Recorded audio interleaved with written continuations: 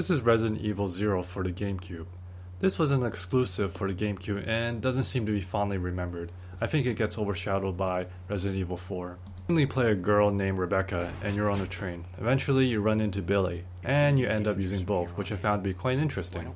From a psychological standpoint, it's actually kinda nice to have a partner in a scary game. Kinda makes it less scary in a way. You can choose to control either character by pressing the X button. By pressing the start button, you can have your partner come along with you or have them stay put. You can only do this if the two are in the same room. If your partner is with you, they will fire their weapon if there are enemies nearby. So they are a team player.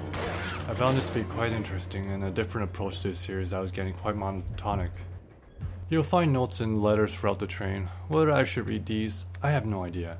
I just skipped through them as fast as possible. Well, it's time to read this. I just want to play this game. There's also quite a bit of cutscenes. They're at least more enjoyable. The game is pretty detail oriented, so you have to remember quite a lot of things, which isn't really my forte. As well, it seems that there's quite a bit of backtracking, and I kinda got lost sometimes. The backgrounds also followed the tradition of the series by having pre-drawn backgrounds. It is well detailed and nice, and it's also affected by lighting, so it is not static at least.